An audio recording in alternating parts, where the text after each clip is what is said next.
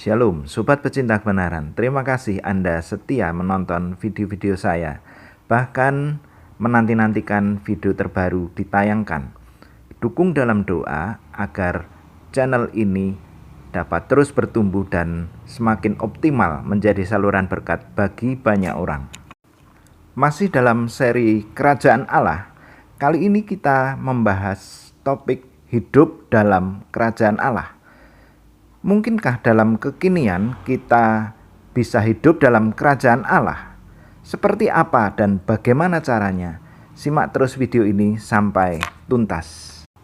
Pelayanan Tuhan Yesus diawali oleh Yohanes Pembaptis sebagai pembuka jalan baginya, di mana Yohanes Pembaptis menyuarakan agar orang-orang bertobat untuk masuk dalam Kerajaan Allah. Matius pasal 3 ayat kedua. Menariknya, Yesus juga memberitakan hal yang sama. Matius 4 ayat ke-17. Sebagai catatan, kerajaan Allah sama dengan istilah kerajaan surga. Dalam Injil Matius, Markus, dan Lukas, tema utama dari pemberitaan Tuhan Yesus adalah kerajaan Allah, di mana Allah memerintah dalam hidup orang percaya. Dalam hal ini terlihat sebuah panggilan agar orang-orang bertobat dan hidup dalam kerajaan Allah.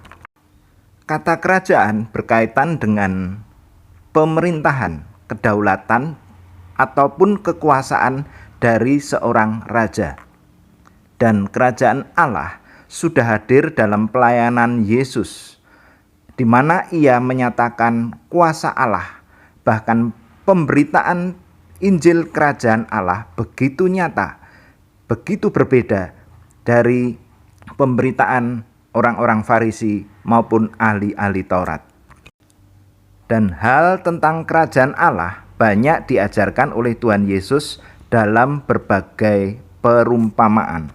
Lalu pertanyaannya adalah bagaimana sebagai orang percaya kita bisa hidup dalam kerajaan Allah? Seperti yang kita ketahui, kerajaan Allah kita alami ketika Tuhan Yesus memerintah dalam hidup kita. Seberapa jauh kita membiarkan Ia memerintah dalam hidup kita, disitulah kerajaan Allah dapat kita alami. Bahkan ketika kita mengekspresikan Dia sebagai Raja yang memerintah dalam hidup kita, maka sesungguhnya kita telah menghadirkan kerajaan Allah. Sobat pecinta kebenaran, sebenarnya dalam kehidupan ini ada dua kerajaan yang tidak nampak, di mana keduanya merupakan dua kerajaan yang memiliki sifat dan posisi yang bertolak belakang, yakni kerajaan Allah dan kerajaan kegelapan. Ketika kita sebagai orang percaya hidup di bawah kedaulatan, hidup di bawah pemerintahan Allah secara terus-menerus, itu berarti kita hidup dalam kerajaan Allah. Sebaliknya, setan melalui ego, kedagingan, dan dunia berusaha membuat hidup kita menjauh dari kerajaan Allah. Tidak heran banyak orang Kristen yang diliputi oleh ego, dipimpin oleh kedagingannya, masuk dalam sistem dunia yang menjerat dan jahat. Tanpa sadar, mereka hidup dalam area kerajaan kegelapan. Jadi, hidup dalam kerajaan Allah berarti hidup sebagai warga kerajaan Allah, di mana sebagai orang Kristen, kita seyogyanya memiliki gaya hidup yang berbeda dari gaya hidup orang-orang dunia. Gaya hidup kerajaan Allah adalah gaya hidup yang sesuai dengan status sebagai anak-anak Allah, sebuah gaya hidup bersama-sama dengan Allah. Dan gaya hidup dalam kerajaan Allah ini merupakan sebuah fondasi hidup bagi orang Kristen. Orang Kristen, yakni pengikut Kristus atau disebut Kristianos, memiliki tiga hal mendasar yang sangat penting, yakni pertama, ikut Kristus. Kedua, belajar dari Kristus. Dan yang ketiga, perubahan ke arah serupa dengan Kristus. Ikut Kristus ataupun keputusan untuk menjadi pengikut Kristus akan memungkinkan seorang Kristen mengalami perubahan hidup.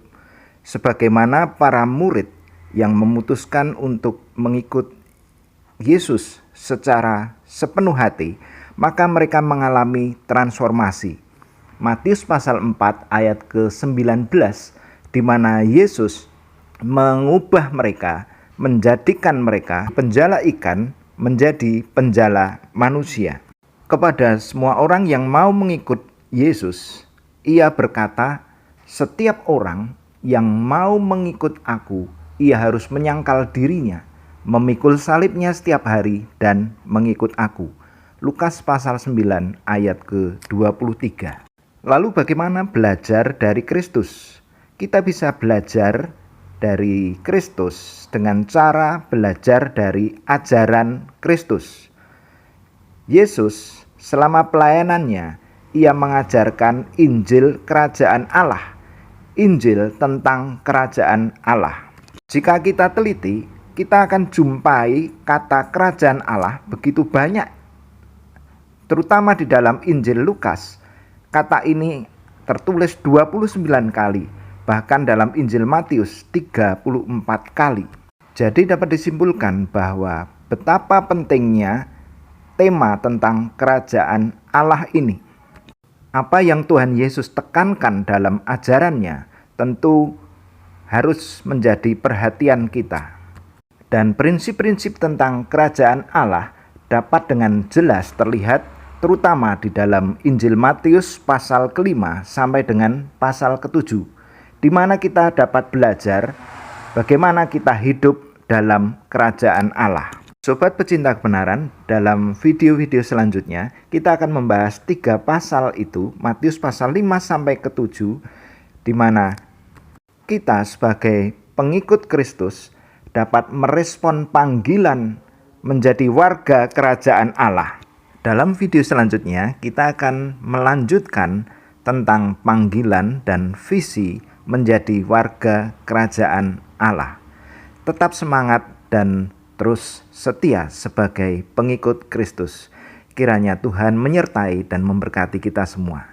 Immanuel.